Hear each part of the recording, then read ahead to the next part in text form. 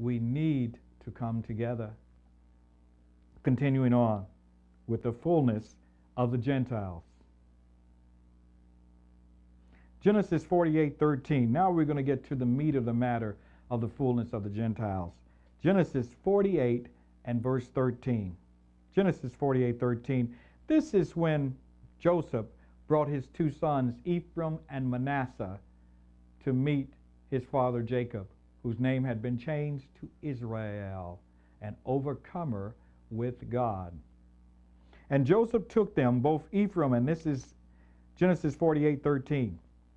And Joseph took them, both Ephraim in his right hand toward Israel's left hand, and Manasseh in his left hand toward Israel's right hand, and brought them near unto him. Now Manasseh was the oldest, and that is the reason that he brought Manasseh to Israel's left hand, right hand.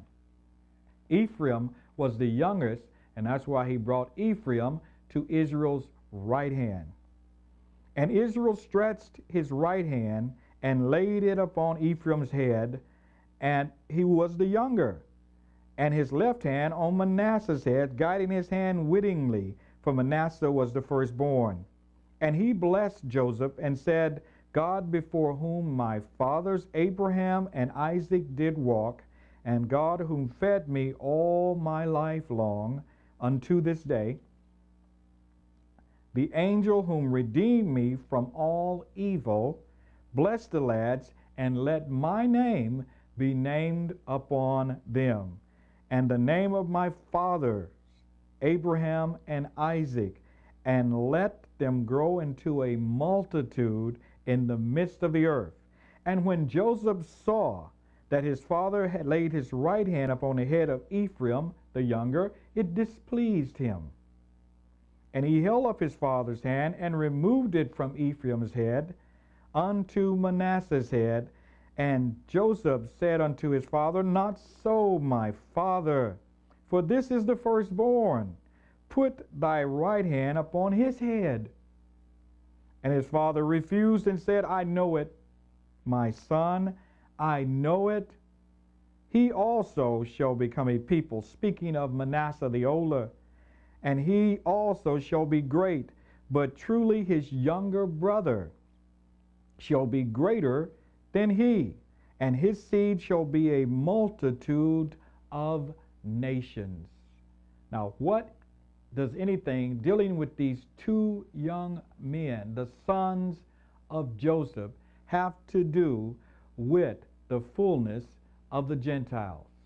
These two young men, Ephraim and Manasseh, Asente's sons by Joseph, what do they have to do with the fullness of the Gentiles? I mean, they are Israelites, aren't they? Their father is Joseph, an Israelite, next to the youngest son of Israel. Their mother was an Egyptian, Asenteth. But what does this have to do with the fullness of the Gentiles? And he blessed them, both of these sons, and he said, let my name be named upon them. And the 12 sons of Israel, the 12 tribes of Israel, from that day forth became the 13 tribes of Israel. You had the 3 tribes in the south after they divided. That was Judah, Benjamin, and Levi. And you had the 10 tribes in the north. That makes 13. 10 and 3 is 13. Why did that happen? Because Joseph received a double blessing, and his name was named upon Ephraim and Manasseh. All 12 of them received an inheritance, but Levi did not receive an inheritance to the land. That gives you 13 tribes in all. Something different happened here with the blessing of Joseph's 2 sons. And he says, I know it. When he said, no, Father, this is the youngest. Take your hand off him and put your hand on this boy, Manasseh. He's the oldest. And Jacob said, no, he's going to be great. And his people are going to be great. But this younger one is going to be greater. Greater. And that word greater, if you look that up in the Hebrew, it means fulfill or fullness. This youngest one, Ephraim, as it's pronounced in the Hebrew, is going to be greater, and his seed shall be a multitude of Gentiles. And it says in the King James, a multitude of nations. And you look that word nations up in the Hebrew, and that's Genesis 48, and that's verse 19.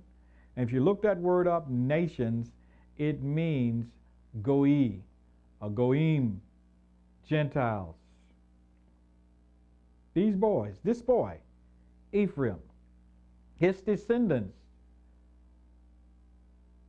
his grandfather said, one of the patriarchs, Jacob, said, his seed will be a multitude of Gentiles. Malo ha-goi. Every Passover, the Jewish grandfathers lay their hands upon their grandchildren and pronounce that blessing upon them. And they say, may you be like Ephraim and Manasseh. What are they saying? Are they saying, may you become like Ephraim and Manasseh and forget who you are, forget your heritage, and realize and forget everything that you know about your people, Israel, your Jewish heritage? No, that's not what they're saying. They're saying, may you be blessed like these boys were blessed. Verse 20, and he blessed them that day, saying, unto thee shall Israel bless, saying, God make thee as Ephraim and Manasseh. And he set Ephraim before Manasseh.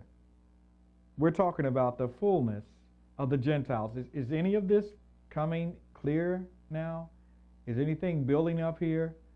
Remember, he said this younger one, the youngest boy, Ephraim, his seed, his descendants shall become a multitude of Gentiles. It's strange when you look at Israel and pay attention to them, the Jews, as a matter of fact,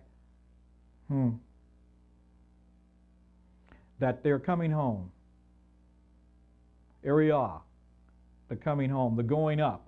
The Jews are coming home from all nations. And have you seen how they look? They're coming home from Europe.